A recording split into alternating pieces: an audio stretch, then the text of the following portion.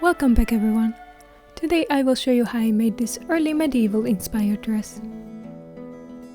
I'm using 2.3 meters of this simple mid-weight beige cotton and some black and gold trim. I started out by folding my fabric in 4 lengthwise and tracing the desired pattern onto it. As I'm actually making this dress for my sister, I decided to try out a trick I saw online, and instead of trying to make a fitted dress and maybe succeed in guesstimating her size, I'd make a looser gown and have a lace-up bag that can be tightened. So the pattern was very easy, fitted up till the bust and widening to the full width of the fabric at the bottom. I cut out both the front and the back panels at the same time, then adjusted the front armhole to be deeper. I pinned and sewed the side seams together, leaving the top 3 inches open.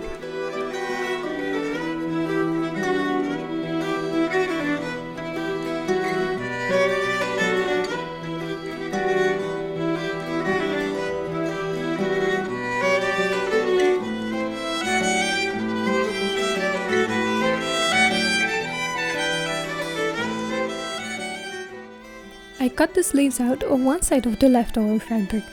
Since summer is around the corner, and my sister is very much a short sleeve person, I decided on a short wide sleeve. Also, in the back of my mind, I already have ideas of a darker long sleeve kirtle to layer under for a colder weather. I used the Indian way of attaching sleeves for flexibility in resizing later if needed.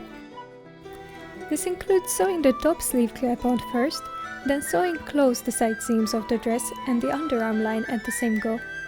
But before I sewed the seams closed, I hemmed the sleeves by folding them back twice and hand felling the edges down.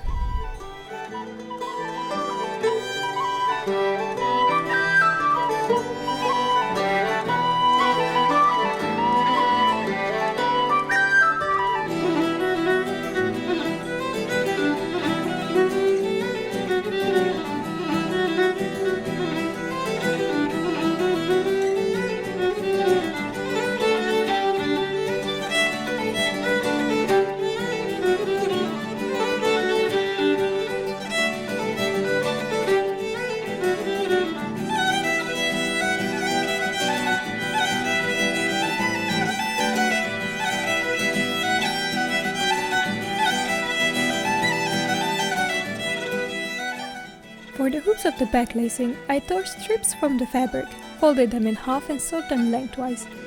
Then using a needle and some strong thread, I turned them inside out, pressed them and cut them to size.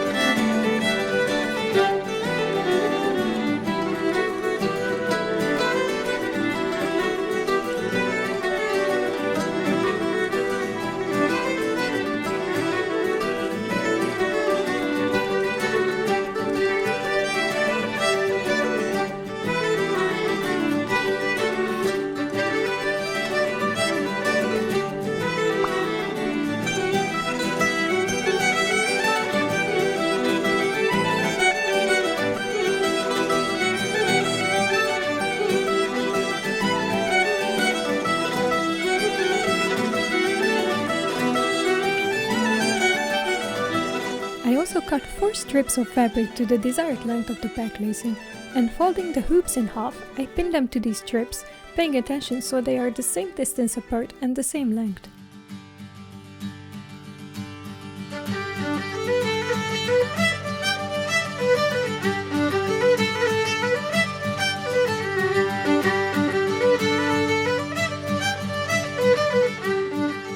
Then I laid the second 2 panels on top, sewed and pressed, flipping them inside out. In hindsight, I could have replaced these 4 panels of cotton with something sturdy enough like a twill tape, but at that point I was kind of planning to have these lace-up details poke out of the back seam a bit. But when I did it that way, I didn't like the look of it at all, so I ended up hiding the whole thing into the seam.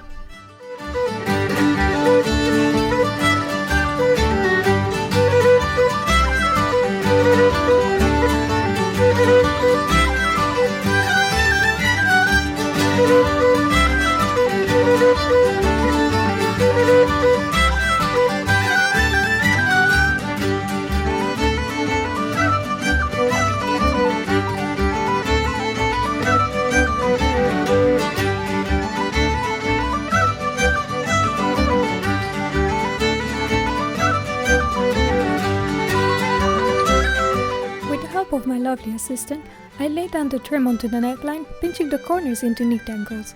I sewed the bottom edge on with a black thread and hand sewed the folds together.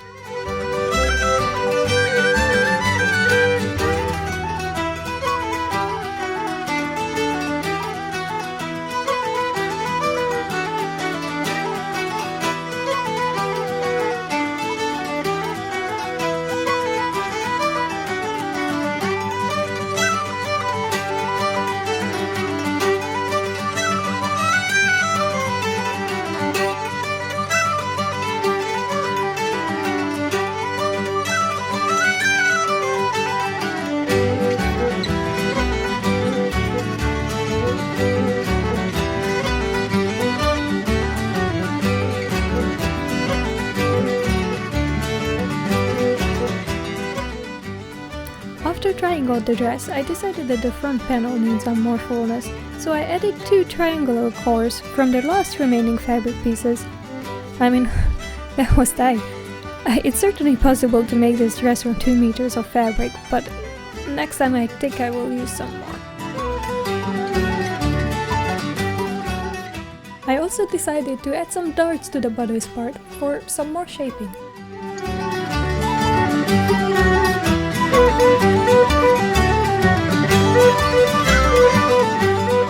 The last step, as always for me, is the dreaded and lengthy task of hemming. I decided on an invisible hem for a more natural look. So I folded the hem up twice and used my machine's blind hem function.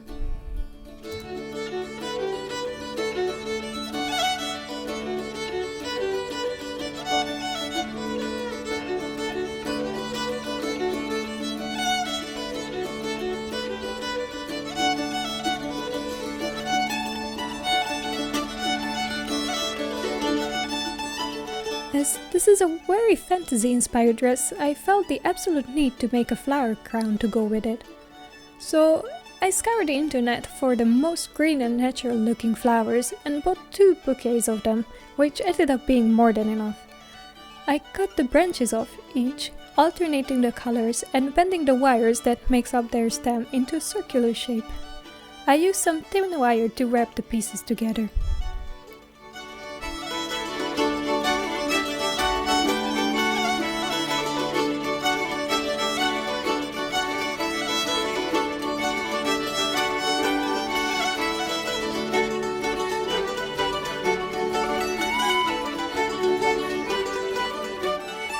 The dress was a success at the end. My sister loved it and it fit both of us beautifully, which was the main question of this experiment. I will be sure to make more in the future, maybe with differing sleeve lengths for layering, or maybe ones that lace up on the side. I also want to play around with different plant dyes or embroidery for embellishment. The opportunities are endless.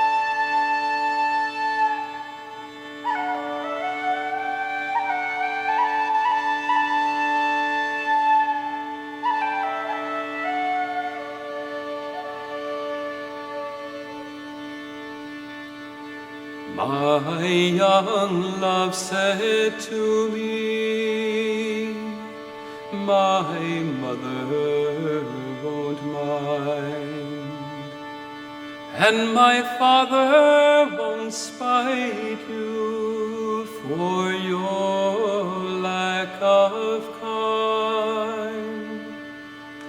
And she stepped away from me, and this she did say, it will not be long, love, till our wedding day.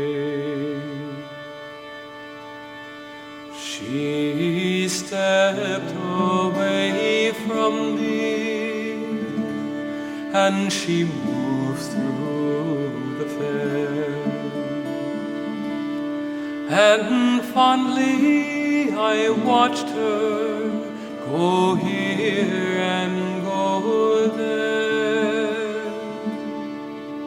and she went her way homeward with one star away, as the swan in the evening moved over the lake.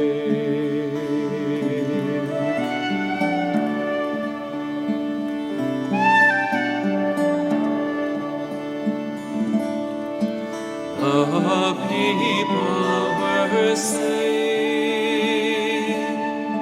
that no two were wed, but one has the sorrow that never was said.